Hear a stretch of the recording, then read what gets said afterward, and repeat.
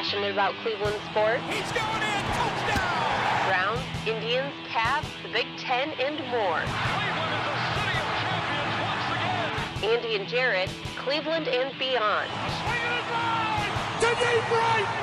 Here are your hosts, Andy Billman and Jarid Watson. Hey, what's up? Andy and Jarid, Cleveland and beyond. And we're going to jump right into this because Andy's got a plane to catch and I've got a bed to get back into.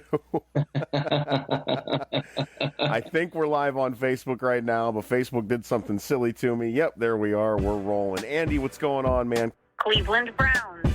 Coming off an awful Cleveland Browns loss that it was awful because of the way it happened, but in a sense, it was also kind of expected across the NFL that, you know, this wasn't a game that the Browns were supposed to lose, but they really did it in a way where they screwed themselves throughout the game, and it all boils down to turnovers, but we're going to hit on everything as we go through this thing. Andy, what'd you think of that first half? About how we're doing this morning here. Good morning, everybody. We are definitely not morning people, Jared and I. Yeah, we're definitely doing a morning podcast right now. That we're normally recording this in the afternoons or in the evenings, and it is 6:30 in the morning right now, and we're going to struggle through it just like the Browns did on Sunday. Or selecting the Buckeyes for a college playoff. But I'll tell you, here's what I thought. Now that we've had 24 hours to digest this, I think sometimes Monday you still feel the hangover. Yeah. They looked like a team who had not been there, and they haven't been there. Yeah. You kind of mentioned it to me when we were texting. I think it was partial things. I thought they were a little bit overwhelmed by the speed of Houston. I will also say I underestimated how good Houston was. Oof. And for that, and I texted you after that second drive. I'm like, the Browns need to be careful they don't get blown out, because I thought that was in play at one point. That's how bad it was getting. Yep. So let's keep that in mind. So I think those are two things at first. The other things, okay, again, they haven't been there before. Okay, so you got a rookie quarterback. And let's start with Mayfield. Mayfield had a terrible first half. 3 interceptions, and something that doesn't get talked about. He had 2 balls knocked down too. Mm-hmm. And why I learned that is, I thought not only was he off, I think he was having – I don't think he was in any kind of groove or feeling it. Sometimes when you're off and you're like, oh, he's just overthrowing, or, you know, he's just – he seems to be off on wide receivers. What I was seeing early on is like, man, he is just not in sync. He's not – he's over – he's just – I mean, he was off. But it was striking off. I guess that's what I'm saying. Making throws that he otherwise would not be making, Andy. He was trying to it's not even like he was trying to fit it into windows. There were no windows open in those places where he was putting the ball. He thought he can get away with slinging it, and you can do that in college maybe sometimes. You can't do that in the NFL. These guys are spying you. They know where the ball's going to go. You have got to pay attention to where these guys are on the field. Yeah, I think Romeo Crennel did a nice job of confusing him. I guess that's the word I'm looking for. He just did not look like he had any kind of – he was not aware of what was going on in the game, and that's very unusual for him. Yeah. We've seen that in the past with Kaiser and Kessler, and you can name off the quarterbacks. You definitely felt that with Whedon at times. That's the first game you could feel in the first half where Mayfield had a really hard time not just getting in sync, but he was having a hard time understanding what was going on around him with Houston. Because honestly, I heard people say this, but I don't agree. I don't think the pass rush was really that. Well, no. It really wasn't that. This was the third game, Andy, where he wasn't sacked. I know. He had pressure. Don't get me wrong, compared to the other two, but I didn't really – it wasn't like vomiting. Like, it wasn't to the point where it's like, gosh, I'm afraid he's going to get hurt. So Baker really had one of those games where he looked like a rookie. And that's where we need to take a breath, and I need to take a breath, and all Browns fans need to take a breath in case you're still fired up. Mayfield's a rookie. He played like a rookie. The defensive coordinator, who used to be our head coach, is still a damn good coordinator on defense. Yeah. And he did a great job, and he made him really look silly. Yeah, there were times where he could have tucked the ball and ran, and he didn't do it for a first time. I think he threw an interception on one of those times. Yeah, he 3 interceptions, 2 balls knocked down. That's really how I would say it. The other note, too, I was a big fan of his in college, and he obviously had some trouble off the field, and that kind of derailed his career. The Honey Badger is a fantastic player, and he plays now for Houston. And boy, he had a wonderful game. He really showed up in spades. And I thought he actually caused more problems than Watt and Clowney in this game. He was everywhere in the secondary, and I thought he really bothered Mayfield and the wide receivers throughout. So I think that's something else I wanted to point out. So all those things combined too. Again, Mayfield did have a great second half. You love to see the fight. But really, this game was played in the first quarter and in the second quarter. So the first quarter, we kind of alluded to it. The other things, too, though, Jared, that we haven't touched on in a while because it hasn't been happening, but it did in this game. 3 and outs and 5 plays and out. On games like this is where you can get suffocated because Houston controlled the clock. Well, and we talked about it last week. You talked about how they were going to run the ball, and all I came back with was, well, that's why we score fast, and that's what's going to work for us, and that just did not happen. Did not happen. And if you're not scoring, you can't have 3 and outs, 5 and outs to start the game. Not against this team either. Exactly. I thought the big thing in this game that I will put aside all those, hey, it's a rookie. Hey, we're a young team. And by the way, those are fair statements, and that's very true. The one that I don't agree with is, 3 and out, 5 and out, and time of possession was basically 15 minutes difference. 37 minutes to 22 minutes and change. Yeah, and that Big first difference. drive, Andy, that first drive that the Texans had set the pace for the rest of the game. That first drive was like a 6.5-minute drive. It did. And I actually thought they doubled down, even though they punted on the second drive. Even though they punted on that drive, I thought that really, to your point, I thought it set the tone. And the Browns just could never stay afloat in this game. The other big thing in this game, we're kind of alluding to it, and you teed it up, was the running game. Let's touch on our running game.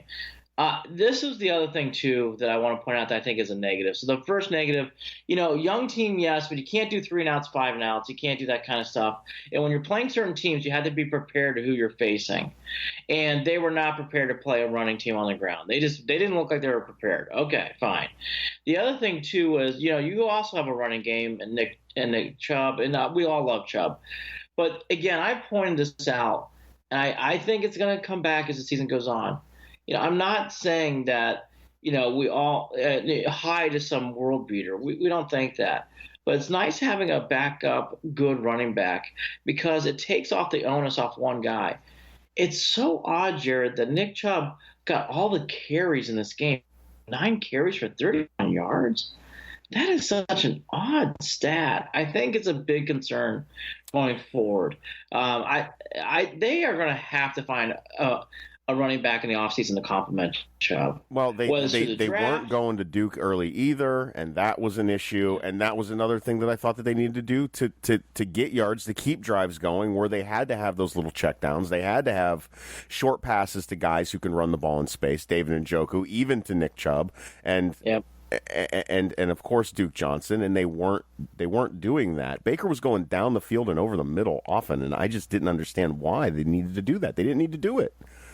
Yeah, again, they were just off. And I'm not going to hammer this home too much.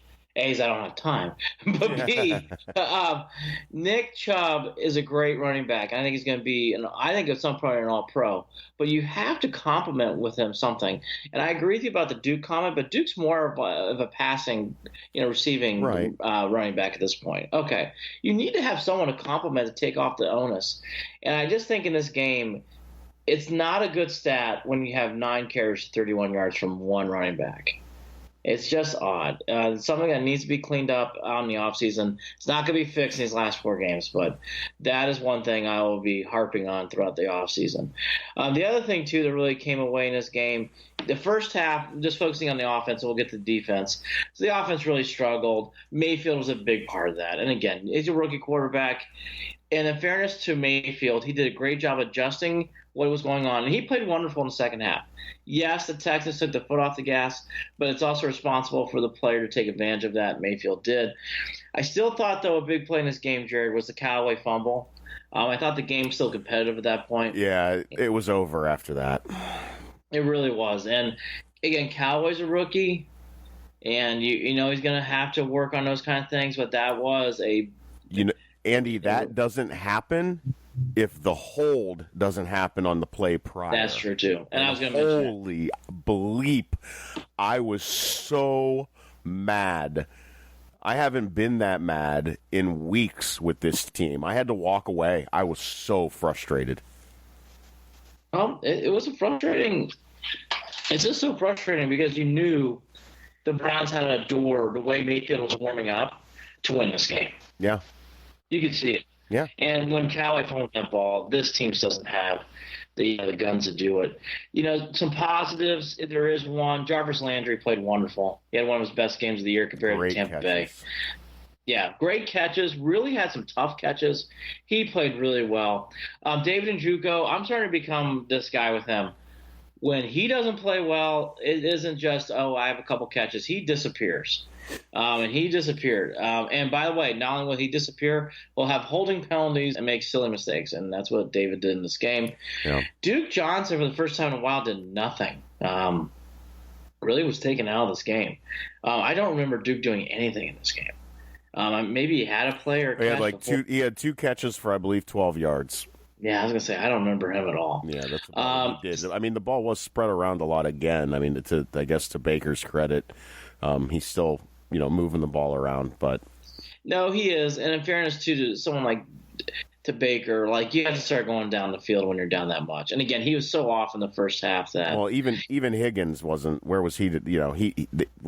He got hit with a penalty. I think a tough penalty at one point too. He did. I thought David stood out more. Yeah. David really played poorly. He just did not have one of his best games. And again, I'm starting to learn that about this guy. And that's why, too, I would think about bringing in a tight end or drafting a tight end. I don't think you have to cut this guy. I don't. But you need to get him challenged. He's not being challenged enough. And, he's a nice guy. Deceptive Valve. Nice guy. I don't think he should be on the roster next year. He is getting to the point where that felt like old Browns when it looked like he fumbled the ball, and I thought they were very lucky they did not call that a turnover. Yeah, very lucky. That's the other thing that occurred to me during this game. The Seth evolves. There's still a couple people on this team. It's nice guy. I really do like his attitude. I don't think it's a good thing if he's a Brown next year. Well, I mean, to talk about the positives, though, Andy, real quick, I mean, there were some there. Baker didn't quit, and the rest of the team didn't seem to quit on him. The Texans were just too much, and they were too far ahead. And, yeah, you said it from the top, Andy. They looked timid. They looked off.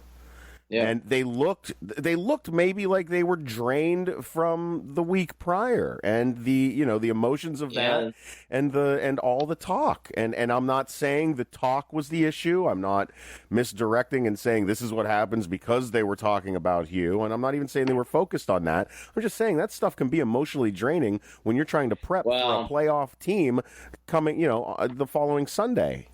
I thought it carried.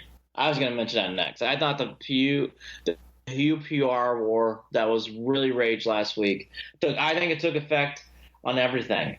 It doesn't mean that it cost them the games. I don't think it cost them the game. I don't.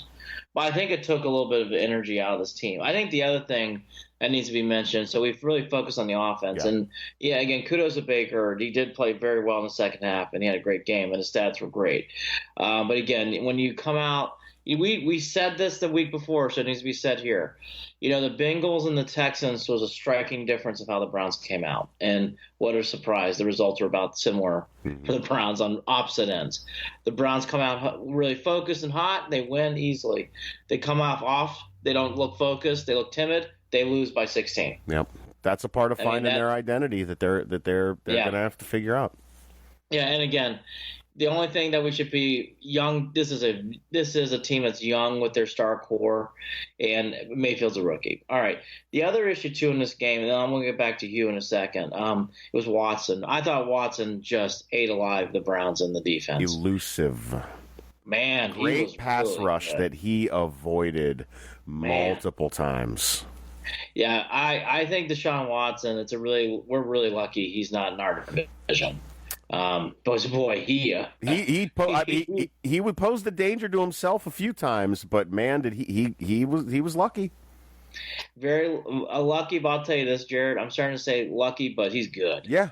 He's making his own luck because he really does a nice job of knowing when to make the big throws. And the other two things that have to be talked about, we kind of alluded to, the running game for the Texans was just what a machine. Almost 200 yards. Miller had a great day on the ground. Mm-hmm. And as we alluded to, and this will be the last time we'll kind of hit on it, the tempo and the clock was so controlled by that running game. It really allowed Watson to really make throws with good timing. I was wrong about Hopkins. Hopkins is really good. I thought he was good last year. I've seen him play a lot. I'm not watching the Texans a lot this year as much as other teams. He has really improved from the beginning of the year to now. You have to acknowledge how much TJ Carey struggled as well on Sunday. Oh. Yeah, Carey had a rough game. Oh. He had one drive where it felt like he was getting a penalty after him. And we got to get to that, too. This is the first game that's non-Hugh Jackson. This is actually carried. Since the second half of the Bengals game, penalties have been a big issue. So this is 3 halves now. Second half of the Bengals game and these 2 halves. Boy, penalties were off. Boy, back to the old stuff. Lots of holding, lots of PIs. Bad timing penalties, just all over the place. From the holding penalty that cost really Callaway what he was trying to do to everything else. It was just bad across the board. It was one of those days, and I think we should allude to it. I felt this way. I've heard some people be on both sides, but I thought this was really bad for Greg Williams who wants to have a coaching gig. I do. I know the Houston Texans are really good, but these are the games you kind of shine and you kind of lift the team. And I think Greg needed to do that with a young quarterback, and he did not lift the team. He had some strange timeouts as well in the first half to end the first half, and these didn't cost the game, but that timeout early in the second half too was odd. I just thought the coaching staff finally had some eyesores in this game. And by the way, I thought some of that was brought on too by Houston. O'Brien's been there for a long time, and Romeo Crennel, this is not his first rodeo. And it really showed in this game. But the Browns did not seem like they were just ready and focused. And yes, some goes on the players. I think some should go on the coaching too. I just didn't think they had this team ready. And you kind of said it, and I was going to hammer it home. The Browns won the PR war with Hugh Jackson. That needs to go away until next week. Yeah. And by the way, I think it will. I don't think it'll be brought back up. But even next week, we're still actually 2 weeks away. So we got 3 weeks here before the Bengals games. We go to Denver after we play Carolina at home. I would warn the Browns. I would really try to temper that Hugh Jackson stuff as much as possible. I can't emphasize it enough that it needs to go away until it's that week. I don't care if you use it as motivation through that week. I don't care. That's fine. But that's great. You're rebuilding rivalries within the division, and I'm happy and I'm all for that. But I had said it. This team. If this was something, this is the bummer of it, Andy, this is something that I feel like if we would have started the season without Hugh, to continue talking about Hugh, we could have worked these kinks out, and this loss wouldn't have. Yeah. I think maybe that's what hurts the most is we kind of knew we were knocking at the door of of something that we know was not ever going to happen. But something that needs to be reminded a lot is the bringing back of Hugh Jackson was a big error, not a small error. It started the team in the hole in the first half of the season. It just set such a bad vibe. I think this was the right year to do Hard Knocks, because I thought it really exposed what was going on. And again, it's I don't want to pile on a guy, but it was big. It was big. The 2 or 3 other notes here before we get some topics here for the Browns. I thought Myles Garrett actually, again, like Landry, I thought Myles Garrett actually played really well in this game. I thought this was one of his best games of the year. Well, talking about Myles, I want to ask you real quick about that first sack that he had. It looked really rough, and I at first was surprised he didn't have a penalty called for that horse collar. Bruce Arians had said he's in the pocket.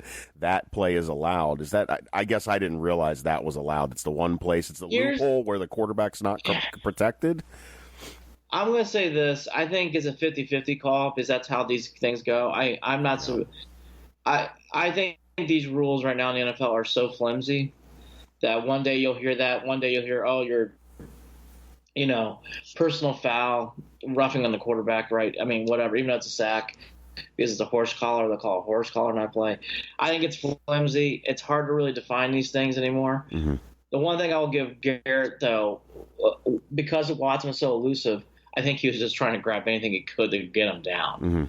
And I think at that point he was trying to grab shoulder pad, and then shoulder pad led to, the horse, the collar. As you could tell initially, he was trying to grab a shoulder pad and just slipped into the collar, and he did bring him down. Yeah, and to the entire defensive front, I mean, they were collapsing that pocket regularly throughout the game. It was Watson just knew how to handle it. Mm. Yeah, Denzel Ward leaving too is something I want to note. It's been brought up, and I think it's a good topic. I love Denzel Ward. For people who listen to this podcast, I'm a big fan of his. I do think it's fair, though, to start putting out there he needs to be more solid. He needs to add some weight because this is the second or third time this year now he's had a hit. And when I saw the hit initially, I thought the same thing.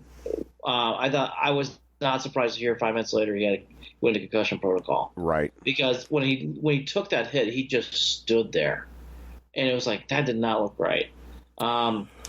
Denzel needs to make sure next year he's going to have to add some weight. I don't know what else to say. Well, adding weight and I think that Greg Williams had mentioned it earlier in the season with this is Ward's second concussion this year, correct? I think so. That's not good.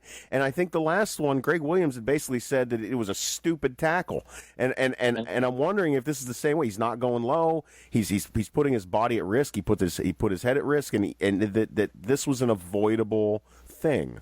I need to go back and watch that play again. When you watch it, it's striking because he just stood there like a statue for a couple seconds. It's very, very weird.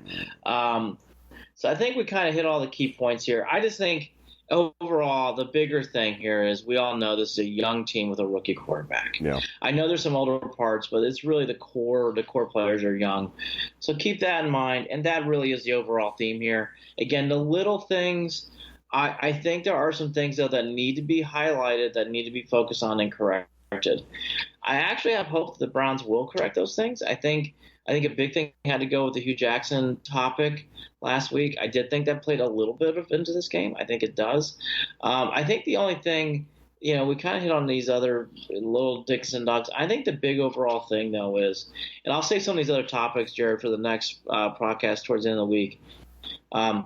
The Greg Williams thing, though, I thought this was a bad loss for him. I know some people have been like, I think it doesn't matter. I think he wasn't going to get I think if they would have won this game, I think Greg Williams would have had a real shot at it. I think after this week, though, I think it's tough. I think it's tough for him to win. Really? I think it's going to be tough for him to get this gig.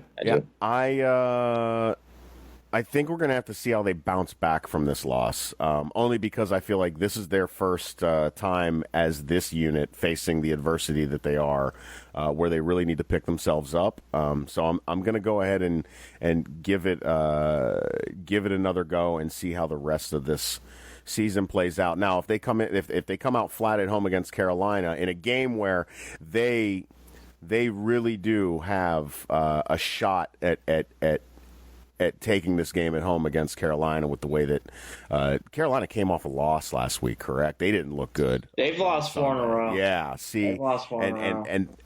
And that's what I'm saying. If they can use that as a bounce back game this coming Sunday, I'm going to say Greg Williams is still alive in regard to that position.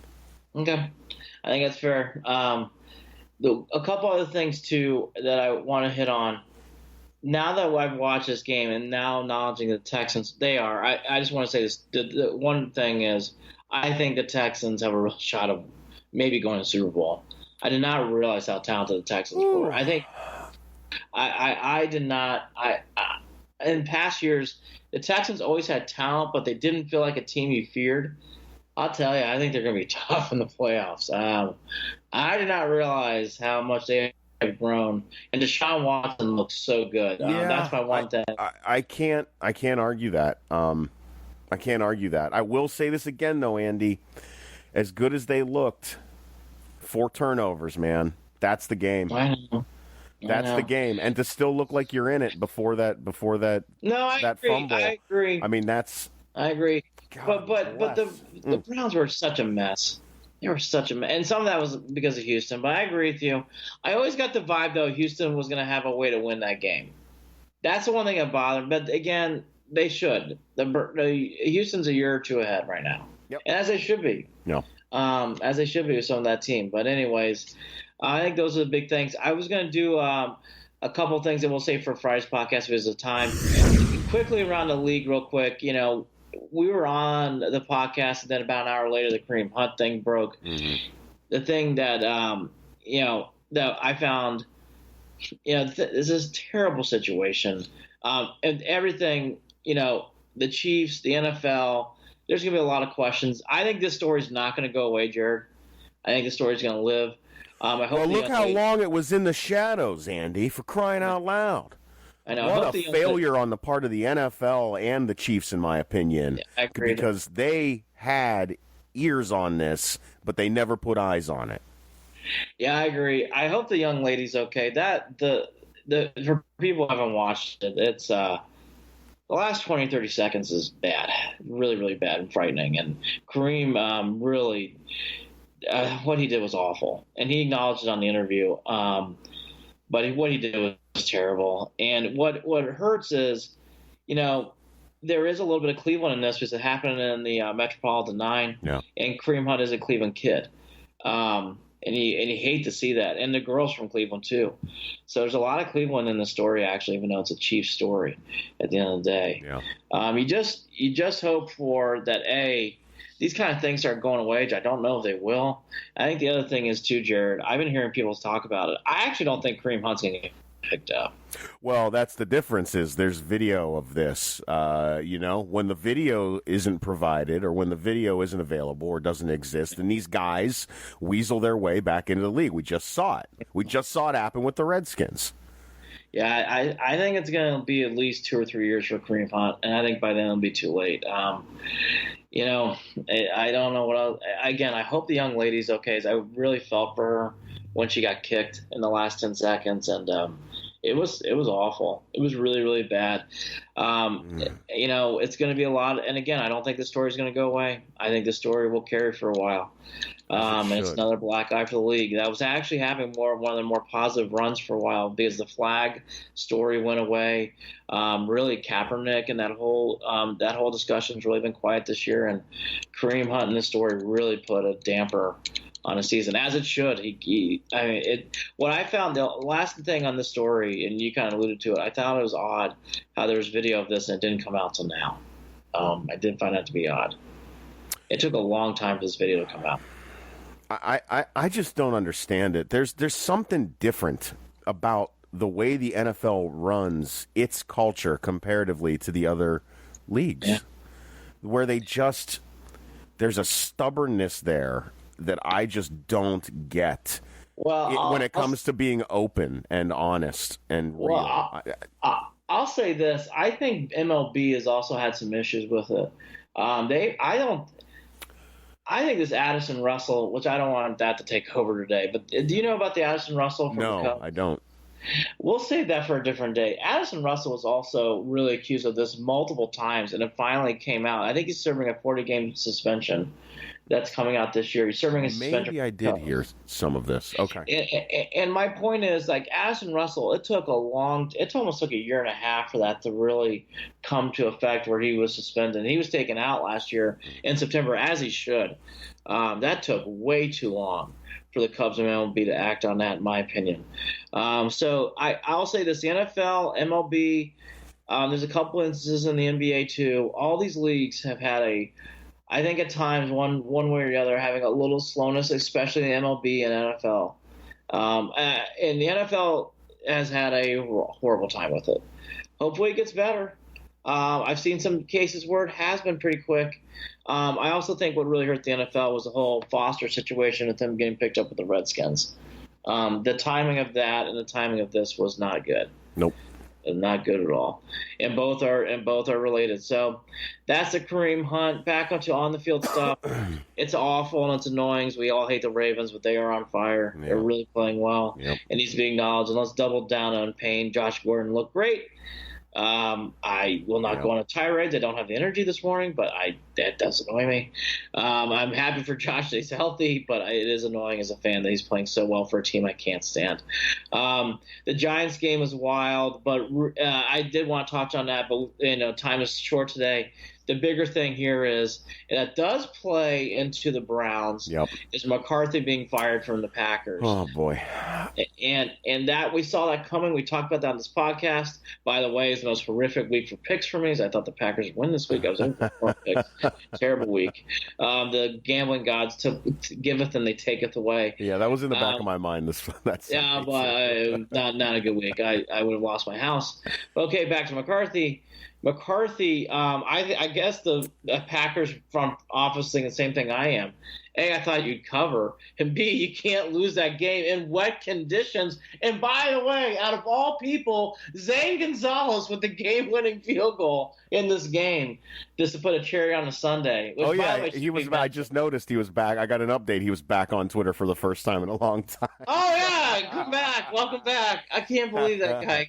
I just you're happy for him, but at the same point, you're like, oh, Zane, how could you not kick indoors?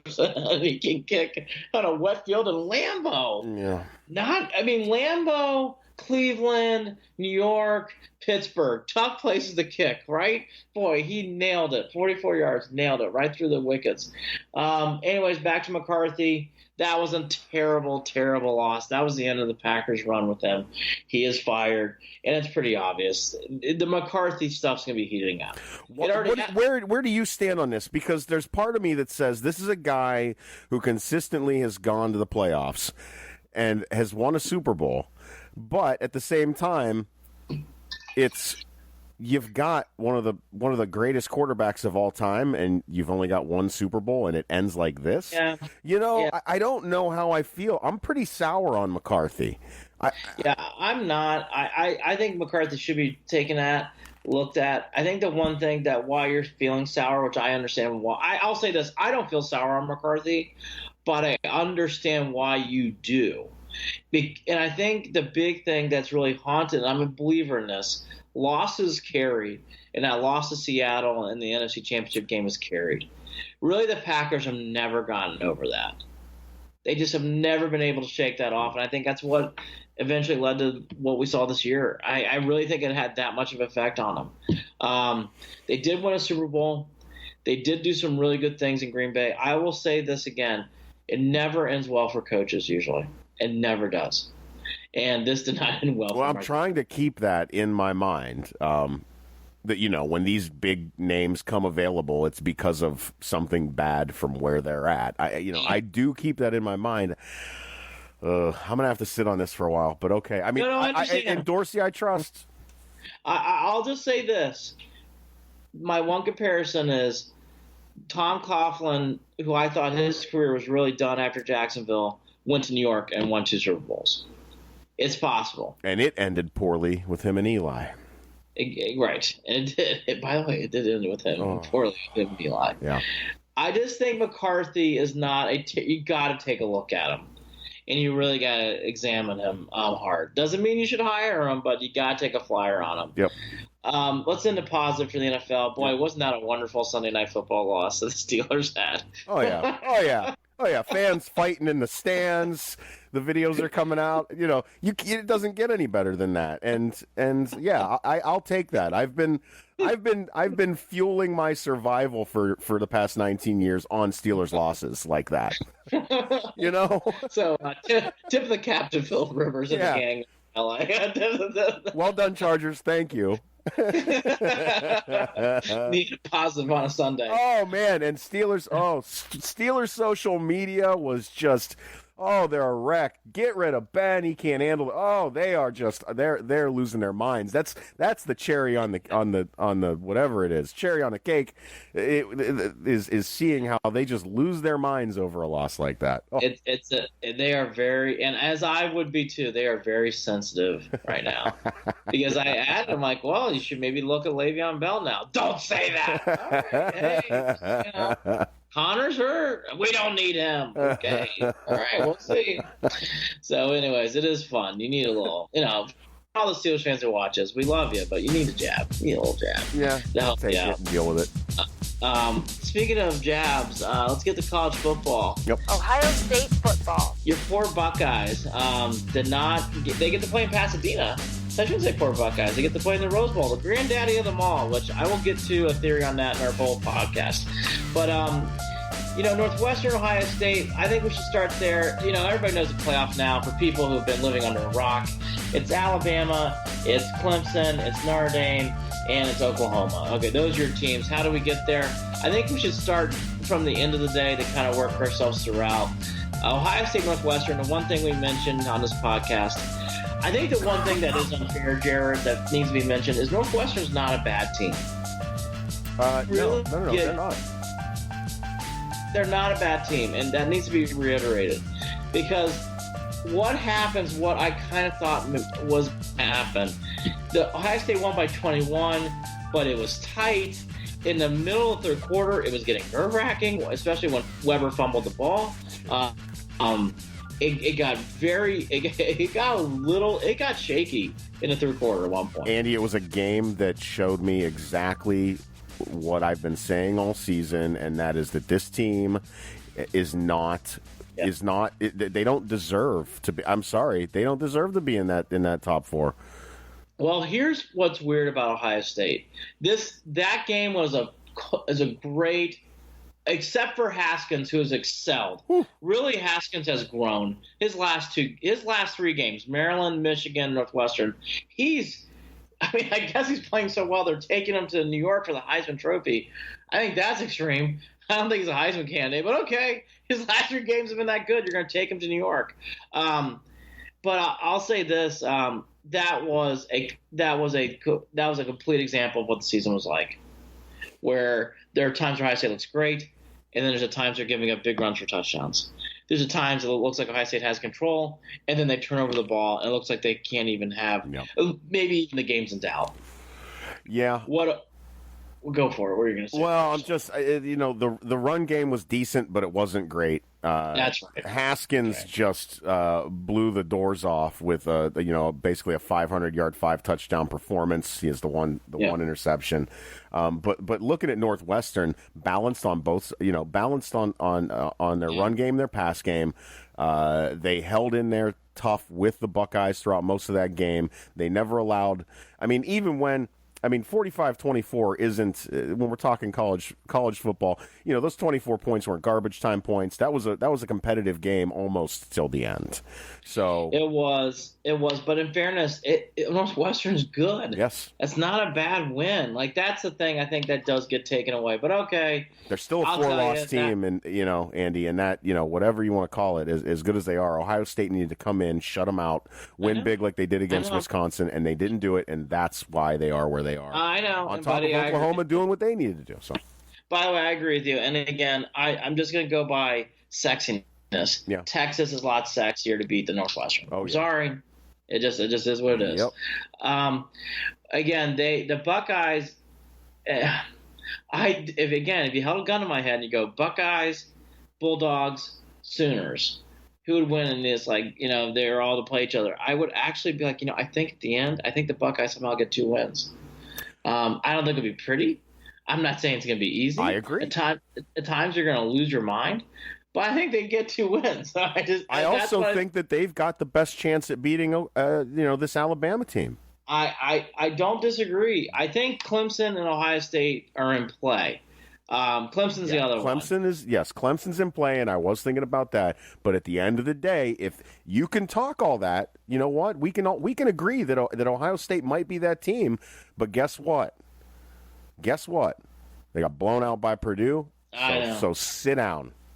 Sit down, and again, 1-2 point bad pass conversion away. You got to handle business if you want to be in there. I agree. I did. Don't leave it in the committee's hands. Period. All agreed, and that's where I want to now go back to the other side of it. All that to be said, you made your bed. I mean, I agree with you, and that's why I actually thought at the end of the day, the right pick was Oklahoma. Oklahoma did what they had to do. Their defense actually showed up. This was like opposite weekend for things I thought. Oklahoma's defense did play well. I thought Texas really controlled the first half, but they allowed Oklahoma to get momentum going in that halftime. I thought that was a big part of this game. I think Texas is overrated too. That whole week. I'll tell you right now, if anybody wants to take Texas over Georgia, come on down to Vegas Billman here, and I'll be happy to take your card because there's no way Texas beat Georgia. There's no way. Anyways, I don't want to get off of that tirade. Oklahoma deserves it. Murray's going to New York as well for the Heisman Trophy ceremony, and he's a very good player. He's been I think Tua deserves the award, but if there was a second place, I think Kyle Murray deserves it. Kyle has been great all year. So Oklahoma did enough. And I agree. And again, if I were in the selection committee, I would take Oklahoma over Ohio State, even though I know head-to-head I think Ohio State wins. I think Oklahoma is the better choice because of resume and everything else. They win. They did their thing. The game of the day was in Atlanta. I love the Alabama-Georgia game. What a wonderful game. Yeah, that was fun. And what happened with Hurts coming in the game late was just a great story. And he comes in, wins the game. Again, because of time, I can't get too much into the violin of this game, but I'll tell you this much. Georgia choking that league's a problem. They cannot have this. I'll tell you, again, losses carry. Georgia can't keep losing games like this to Alabama. Well, they're clearly in their head the way that it went down again. I mean, it was a visual of last year. And I'll tell you the truth, too. I thought the quarterback for Georgia took a hit when it comes to the pros. He did not look good in the fourth quarter. No. Didn't look good. Nope. I thought Georgia really – it just was stunning. I mean, yeah, some of that was Alabama, but some of that was on Georgia, too. I thought because of that, I'll do my rant now. It's insane for people who defend Georgia getting in there. Look, Georgia had 2 losses. They had their opportunity. They lost at LSU by 20. And, yes, LSU was very good and is on the road. But come on. You lost your 2 games. Their best win is either Florida or Kentucky. Their wins are not overblowing wins. And that was the other thing, too, Jared, that really hurt Ohio State. TCU and Oregon State being their non-conference was not great. Yeah. Right? Yeah. That really hurt them here. I thought that the same thing with Georgia. Georgia's, aside from Georgia Tech, who they play every year, it was Austin Peay, UMass. I'm forgetting another no-name team in there. Those kind of teams, when you play that and you add Georgia Tech, your schedule, your schedule soft. So people want to argue Georgia. I would come back with their best win is either Florida on a neutral field or at Kentucky. Those aren't great wins. Sorry. Well, and again, you want in. You got it. You had your chance. I agreed. So I don't want to hear about the Georgia stuff. I thought that was. Are they better? Are they more deserving than Are they a better team than Oklahoma or Notre Dame or Clemson? I don't know, but I think Georgia's different. I think Georgia's really more in the mud than what people think. I think, again, for people who forget, Notre Dame and Georgia played, and yes, they're different teams. Notre Dame lost by 1 point. 1 point. I mean, they were in that game.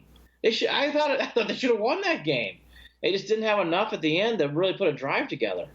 I just think Georgia at times is this way too much of a machine here. And the other thing that drives me crazy, which I'll do on a bowl podcast, they played that SEC championship game in Atlanta. There were definitely Crimson Tide fans there, no question. There were a lot of Georgia fans in that dome. Yep. A lot. So, again, Georgia had a good season, but they get all mushy about, they have to be in the playoffs. And I love Kirk Herbstreit. I think he's so wrong in this argument. Well, he's stubborn, and we know that, right? When it comes to these takes. Yeah, but I mean, I like that, but still, come on. Anyways, the other thing too, real quickly, Clemson did what they had to do. Boy, I'll tell you what, Pittsburgh can't make it. I know, probably no one watched it. Pittsburgh could not make a pass to save their life in that game. That was really what came down. It's where people go, what happened in the Clemson-Pittsburgh game? Pittsburgh actually ran the ball decently. They couldn't make a pass. Couldn't make a pass. Really, I mean, could not complete a pass. That was the difference in that game. So Clemson, as the game went on, just blew them out. I will say this about Clemson, and I'm going to say my Notre Dame thing. So two parts here, right? Clemson. I actually like Clemson, and I'm actually a Dabo Swinney fan. I like his energy. I'll be honest with you, Jared. I would love for the Browns to take a look at him. Yeah. I think I know he's a college coach, and he feels like a college coach. I would take a sniff if he ever wanted to go to the NFL. So I think he's got NFL attitude. I think he could really do it. Clemson has not beaten anybody this year. Outside Texas A&M on the road, is that their most impressive win? Syracuse at home? I mean, Clemson really hasn't beaten anybody either. So for people getting on these resumes, I mean, what has Clemson done? And then the second half, yes, I know. I love Notre Dame. Love them. Love Notre Dame football. For people who are getting on the Irish, and yes, the Irish ate duck crepes during the college football playoff matchup, and yes, it's Notre Dame, so the northerner, the sophisticated, obviously white collar, and all that's true. But I'll tell you this. I want to say it for the podcast, Jared, when we do for the bowl special. People better start waking up. Notre Dame's got just as much a right being there, and they could beat Clemson on the right day. Oh, they can beat Clemson on at least half the days, in my opinion. Yes. I say this because, look, Clemson had a season where they did what they needed to do. One, they went undefeated. Two, they beat teams that they were supposed to beat, and they beat them big. Yeah. Three, they hung in there against their ranked opponents that they beat. Although I will say that a win against Texas A&M that they struggled through doesn't necessarily give them the strong resume that you're looking for. How close is that game against Syracuse? Oh, it was down to 3 points. I mean, right. Yeah. So I mean, it's a season where you have to have them in because they did what they were supposed to do throughout the season. They didn't blow any of their ranked opponents away, though. That's where where you see that they're going to have their weaknesses in this playoff, and that Notre Dame's got a real shot in that game. I agree. We'll save it for the podcast, but I agree because I want to do we're going to do a big bowl special podcast. Real quickly, I want to get the temperature in the room excitement. I'll get mine first. I love Purdue Auburn. I'm a Purdue fan. I think it's going to be fascinating to see how they match up with Auburn. I think it's a great matchup. Are you into Miami, Wisconsin, a rematch from last year? Well, I don't care about that game. All right. That's fine. I don't care about that game either. I don't know how I could. I know. Well, I'll get to my bigger point here. Yep. Peach Bowl, Florida, Michigan. Into that game? No. I'm into it, but I get it. I mean, how about I'll watch it, but I'm not. Yes, I got you. Okay. Yeah. Central Florida, LSU, a Fiesta Bowl. Have some pumpkin pie or whatever. What is the big dessert in New Year's now? I don't even know anymore. But have some ice cream and dig into UCF and LSU late at night, Fiesta Bowl. I actually care about this game. That's interesting. For a couple of reasons. I think I would find it highly amusing if UCF won that game. Mm-hmm. I'd get a kick out of it. And if they don't win that game, UCF, that entire organization needs to be quiet from there on out. And that's where I stand with that. And I think I will watch that game for that storyline reason. New Orleans. That game's not in New Orleans, and it's not in the South. They put that in a nice neutral location, so I agree. I'm also interested in that game a little bit. I'm interested to see. UCF, by the way, people forget, Central Florida did beat Auburn last year, and Georgia in the Peach Bowl, so it'll be interesting. Kentucky, Penn State, does that get the Watson household fired up? Citrus Bowl? No. I agree. But I get into it because of Penn State, but Kentucky, I don't know. Texas, Georgia, I can't believe I'm saying this. I'm actually because I want to see if I'm right. Like, I think Georgia's going to blow them out in the Sugar Bowl. Yeah, and I agree. And that's going to, Georgia's, there's no denying that team's going to come in pissed off. And Texas is probably just, they're not, how are they going to, they're exhausted, I'm guessing, at this point. So they have to be. A couple other things to touch on, then we'll get right to the Indians. Central Florida had a great, exciting win over Memphis. Fresno, by the way, just one last note. Fresno State won in Boise in the Mountain West Championship game. A lot of people didn't take that game. Yeah. They didn't. That was picked wrong by many. I'll tell you that. Again, let's not analyze it, but kudos to Fresno State. What a great win to win in Boise on the blue turf. And hats off to Jeff Tedford and those guys. That's a great win. Anyways, wanted to mention that. And like I said, we'll do a special bowl podcast show and go down through all the games and rank them from watchable to we'll pick every game and people can make fun of us for our right and wrong picks and all that kind of good stuff. And then we get to the Indians. Cleveland Indians. We kept saying no news on the Indians. Well, that got thrown out on Friday night as Jan Gomes, which I was not expecting, got traded to the Nationals for Jeffrey and Daniel Johnson. I'll break this down quickly. I don't like this trade at all. It bothers me from this standpoint. Jan Gomes is a great catcher who's went to the All-Star game this year, whose hitting has been on the incline. It's been improving. Yep. He's been catching a stat over 4 seasons now. Yep. And you trade him when he's under a good, manageable contract. Yep. Okay. What does this trade tell me?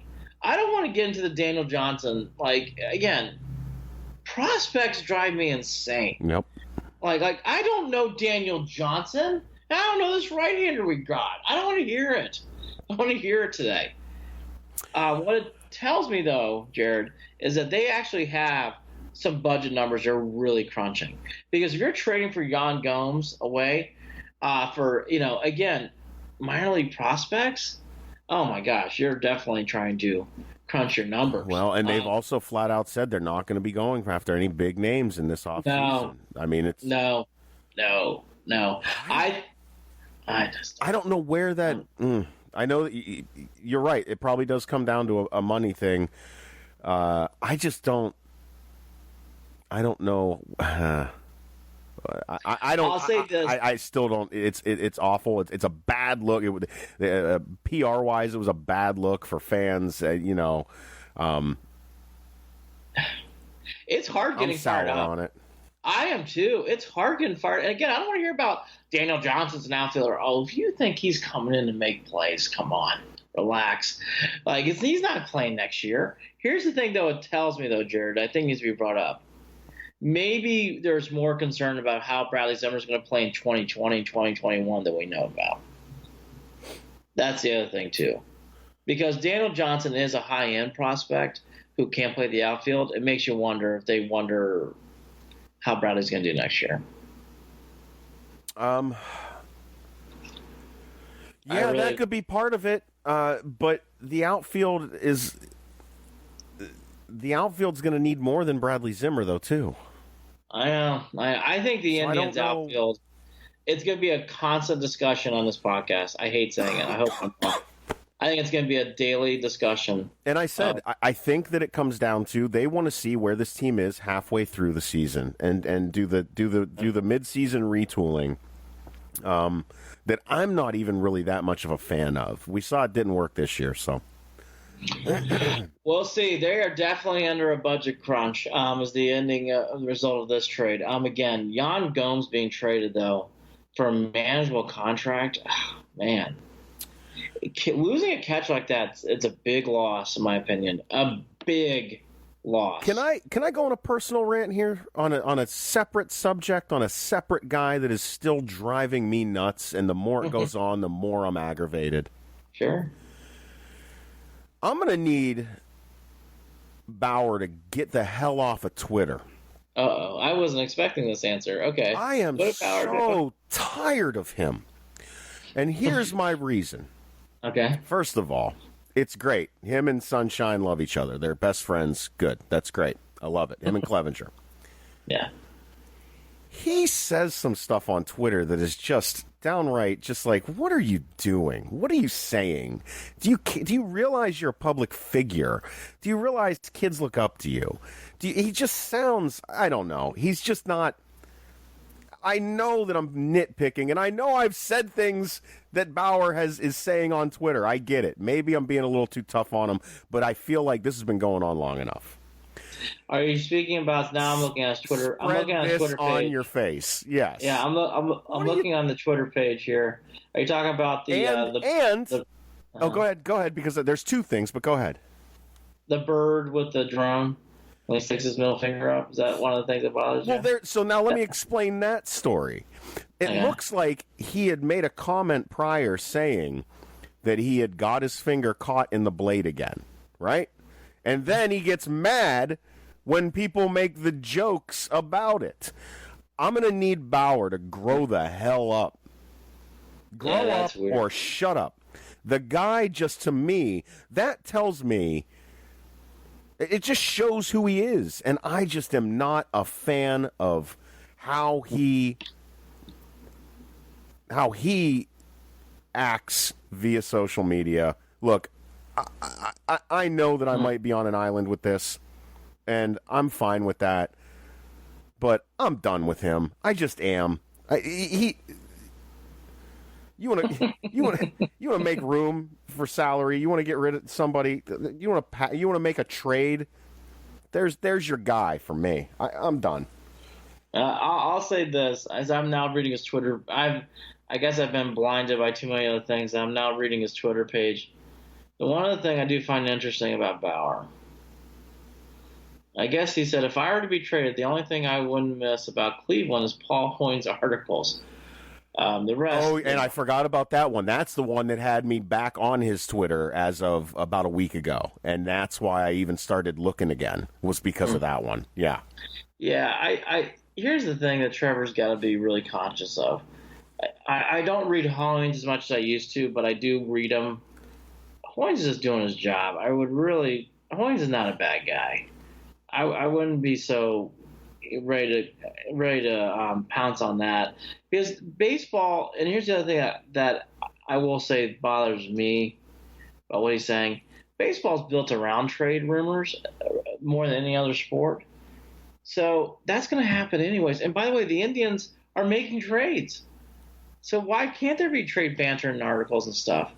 And by the way, to your point, I have seen for the first time a lot more publications picking up the Kluber trade talk. Yeah. I think we need to really start watching. And that's another reason why I'm bringing up Bauer. Pick him, please. Well, I'll just say this. I think this Kluber thing has got a lot more I get the feeling, Jared, if he gets traded, there's a lot more to Kluber than what we know about. I don't think Kluber will be traded. I just don't. And I will also acknowledge Salazar got re-signed through arbitration. They didn't have to go to arbitration. They agreed to a 1-year, $4 million deal. So Salazar again signed and that's another thing too. Salazar needs to play.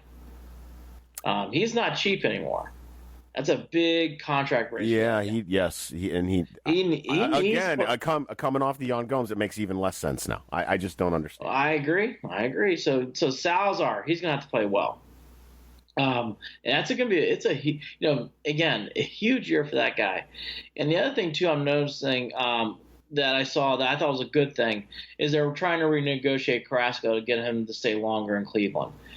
What that tells me, Jared, is I wonder I think they're coming to a point where it's like Kluber, Bauer. I guess what I'm trying to say here is too with Gomes. I guess here's the one thing that we should all consider: were they traded on Gomes to make a bigger trade to take on more contract money? And I've thought about that, but it doesn't correlate with. It doesn't go with the talk of not signing a big name in the offseason. I don't know Well, they said they would trade for someone.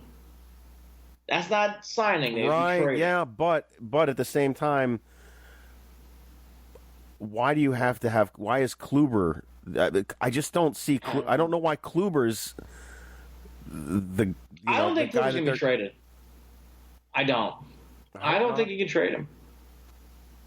I hope not. And you can, if the Indians fans listen, y'all don't. I'm so tired of it. You hear them complaining about his performance in the postseason. I don't want to hear it. You've got other World Series contenders and winners that would love nothing more than to add that man to their roster. Yeah, I agree. So, and I'll say this. Here's where again, for people who say that, watch the 2016 postseason and remind yourself who led your team to the playoffs. Yep. Cody, yes, Andrew Miller was great.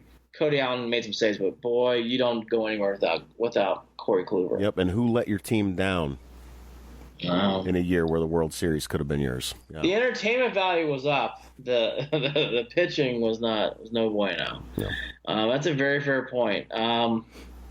We should do more on the Indians, but I agree with you. The Indians have finally heated up. I think there's more to come. Yeah, they've had to do this stuff to kind of get my interest peaked again recently now. Well, but they've done it in a way where I'm getting pissed off until I see how it comes out. Right. But we've talked about it. It's a division that's theirs to take, and they can get away with making some of these moves right now. I just don't know if the means are going to meet the ends or however you say that, but. I know what you meant. Where am I at? I'm telling you right now, it's 7:30 in the morning. I'll say this: we are definitely a nighttime podcast. I'm going to put this in our memory bank. We are definitely night owls. We are not morning birds. So next time when you say, hey, which one should we do? I'm like, night. Yeah. I couldn't do it. Andy, I got on that train last night on my way home, and I was just as fried coming home last night as I was. No, buddy, you had a long day. And I got a long day ahead of me too. I'm going to be in Dallas in less than 12 hours. But a couple quick things here as we wrap up the show. I was going to do a wrap up. Cleveland Cavaliers. On the Cavs, they had a nice win last night. They won. After losing 4 in a row, they beat the Nets. I thought that was I actually watched the majority of that game. A couple things. The one thing to take away from this, trades are still to come. Boy, I'm getting verklempt they won. I'm so excited they won, Jared. But the big thing here to take away, Sexton is definitely a rookie. Don't be surprised his numbers fluctuate. They're starting to go down again. There's gonna be a Dow Jones situation where it's gonna be up and down, up and down. Don't go too fixated on that. The George Hill trade, I think it's going to be coming in. I think it's going to be coming here quickly. And then Kevin Love is the next big topic conversation. I think that's going to be tricky. We'll get into more of that because I know we're short on time. The Buckeyes won a game on Sunday. That was good. Michigan State blew out Iowa. I'll mention that. And then the one curiosity thing that'll lead us non-Cleveland, then we'll wrap up on the Browns. Hoiberg for the Bulls got fired. I always thought that was a weird peg situation. They obviously took some notes and they tried to do what was going on in Boston with the Celtics by taking Edwards from Butler and bringing him into Boston. The same situation did not happen. Hoiberg is a very good coach and should get a college gig very soon. Very good coach. I like Hoiberg a lot. Would not be surprised if he fits back in at Iowa State, by the way. And I'm going to say after the season that the Ohio State Buckeyes had, where coming off of all the garbage from early in the year with Urban Meyer and his health issues as well, and the Zach Smith nastiness, and losing really terribly to Purdue throughout the season, stop your bitching and complaining and be happy that you got the Rose Bowl, period. I'm done with listening to my fellow Buckeyes throwing their temper tantrums. You didn't deserve it this year. Get over it. I'm looking forward to next season because that team is going to be solid. Let's win this Rose Bowl and then roll through next year. Other than that, quit your pissing and moaning. End of story. Wow. I like this. Fired up, Jared. I like that. That was nice. That was nice. I'll end up on this then, too. I'll end on my college note. For people complaining about the Irish getting in, the Irish do not have sexiness from the outside when you're looking and if you don't watch them. Dexter Williams and Ian Book can play, and they are vast improved. This is not the 2012 Irish. I hope they prove me right in the Clemson game. I think that Clemson game is big for Notre Dame. I think people need, and we'll get more of that in our bowl preview show, but I think people need to get off that too. A lot of people, it's been to the point, Jared, I'm like, oh, Notre Dame's lucky to have pants and shoes on Saturdays. I mean, geez Louise. I mean, Notre Dame is still pretty good, folks. Still pretty good. To wrap up on the Browns, it was a faceplant loss against a very good team. I will say the Browns have played a tough stretch. It doesn't get any easier, really. Even though the Panthers have lost 4 in a row, they're still 6-6, and they go to Denver, which has gotten hot all of a sudden, and then the Bengals, which they've kind of fallen off. So you got the Bengals game as your one letdown. But it's going to be fascinating to hear what's going on now that McCarthy's out in Green Bay. I think for the first time, Jared, this week, the coaching windmill will get fired up. I would be surprised if it didn't this week. Well, we'll be listening. We'll keep our ears to the ground and come back with more in a couple of days as we preview the Browns taking on the Carolina Panthers. And we'll be talking bowl stuff as well. And Yeah, we'll do a bowl special preview, and maybe we'll do a bitter Buckeye section. Yeah, the lines are open. Call now and give us your gripes so I can ignore them. I'll go into that later, but we'll do a bowl preview podcast. We'll be back later this week with more things. But again, I would keep your ear. I guess my thanks for good Clevelanders out there. Let's see how the Browns do this week with the PR. My prediction is it's going to be such a quiet week. I think the Browns will heed to that. And I think the other thing in Cleveland right now, outside the Cavs playing games and watching see George Hill gets traded, I think the Indians trade rumor is also going to get very fired up this week. That'd be the other thing to watch. Ohio State football. Andy and Jared, Cleveland and Beyond, coming back on Facebook Live real quick because, of course, as soon as we finish doing the morning podcast, we get breaking news. Urban Meyer will be stepping down as Ohio State head coach following this Rose Bowl. This is something that I had sniffed out earlier this year. I've talked about it a million times this year, throughout the podcast, throughout the season, that I thought it was a real possibility, that I thought it was a real thing that could happen. And here it is, Yahoo Sports reporting. Andy, what are you seeing? The big things here are, it sounds like, this is the first report comes out, so you got to see how it gathers steam here in the next, in the next hour or so. But I think the big things here that I took out is this line: a myriad of factors contributed to Meyer's decision, but sources say foremost among them was his happiness with the state of the Ohio State program he inherited 7 years ago. The other big thing here is Ryan Day. Sounds like he's going to be the interim. Sounds like he's going to be the replacement, which that's kind of been rumored already. So 3 quick things. One, Jared's right. He had been seeing this all year, but it also plays off something I have been observing. When I read that statement, it doesn't sound like Meyer's done coaching. Don't be surprised if Meyer is coaching somewhere else in the next year or so. That's number one.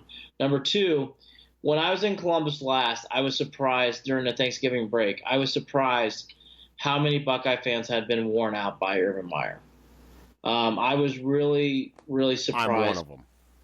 Yeah, I know, and you are, and you're right. And let you tee it up. So I think the big thing that I noticed was they were really getting tired of the Meyer. Obviously, what happened over the summer played a big part of it too, and it should.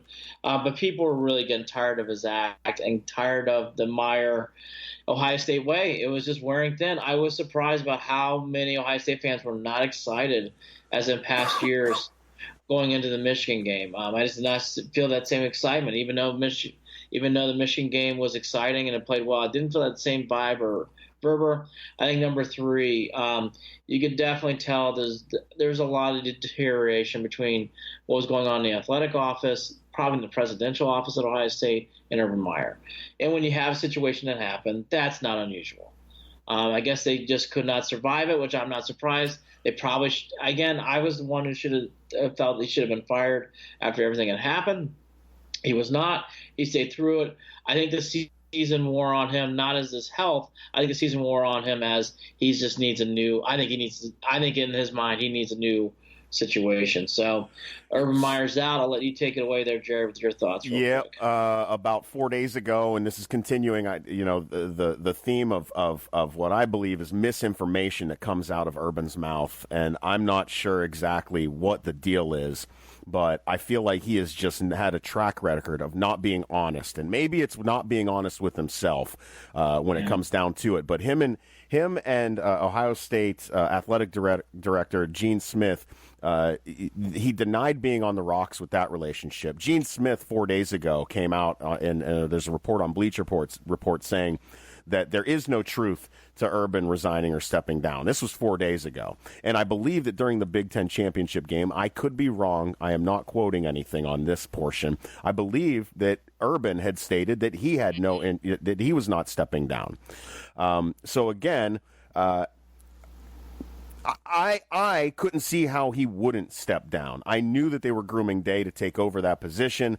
All of this just seemed like an inevitable situation to me, and it has shown to be so. What I can't get over is the misinformation, and some would even call it lying. And the only reason that I'll say that there's lying is because when I go back to the original reason that all of this is coming up, which comes down to Zach Smith, is it all began with a lie, and it seems like it's all ending on a lie as well. I am frustrated. I am so frustrated, Andy, because we all wanted to sit here and act like everything was fine and everything was normal. And the entire time I've been saying, this is not okay. This guy has to go. It's not, he's going to step down. And here it is. It happens. And Ohio State fans, you gotta, this is something that you should have reckoned with at the beginning of the season. You wanted to stick behind Urban, and I just didn't think it was the right thing to do. And here's Urban leaving now. Yeah, we're gonna have to get into this more. I gotta go to Dallas. All right, go to Dallas, Andy. This is. I wish I had time. Hey, shout out to my buddy Antoine Prater over on the West Coast right now, who's the one who alerted me to this as soon as it happened. So thanks, Antoine, for that. Yeah, and Yahoo Sports was the first one that came out. It came out at 7:32 a.m., and ESPN's now coming out with the same story as we're going live now. So Urban Meyer stepped down. Sounds like Zach Day is going to be the new coach. That's early reports. We'll have to see if that happens. We're going to have to get into this more. We'll do a special college broadcast, and we'll talk about this at length about Meyer, because I think Jared had done some things. And two quick things, I'll let Jared wrap up. I've heard similar stories from reporters at times about how frustrated they had been in the past with Urban Meyer back in Florida. A lot of people think that he gives a lot of misinformation, I'll call it, to what Jared said. You hate to call someone a liar. That's a strong term. But he definitely gives some information that's not truthful. And he does that quite a bit, and that really frustrated reporters a lot. He was also very hard to work with when it came to the press. So I think that also carried in Columbus. I did not get the vibe from local press. They were really in love with Urban Meyer at times. Some people were, some people weren't. I didn't feel as strong as I did in the South. But I think the big thing here is, again, Jared, I'll hit on, we'll have to see how this plays out, and we'll see what changes between now and the end of the week. But from what I'm reading early on, I bet you Urban Meyer will have a job, maybe not next year, but I think either next year or the year after. It sounds like this guy's not done coaching from what I'm reading here. Well, it sounds like he just wants a new situation to get in. He's done coaching at Ohio State, and I also have a feeling that the Buckeyes are going to come out strong and want to win one last game for him. I do think that's how that's going to play out. Time will tell. I'm going to wait and see how this story unfolds, and then I'll probably have a better idea of what I think about this upcoming Rose Bowl. But what a time for that news to break. Hey, Andy, go get to Dallas, brother. And thanks for jumping back on, and I'm glad that we were able to at least break this news here. Urban Meyer, once again, Urban Meyer stepping down as Ohio State head coach following this Rose Bowl, as first reported that we saw through Yahoo Sports, and is now being carried by all the major networks as the story unfolds. Andy, take care, brother. See ya. Andy and Jared, Cleveland and beyond. Have a good day.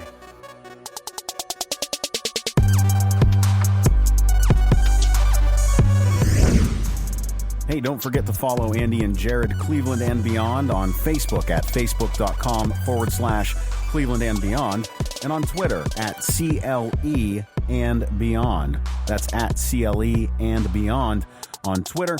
You can also shoot us an email, andyandjared@gmail.com. Looking forward to hearing your comments.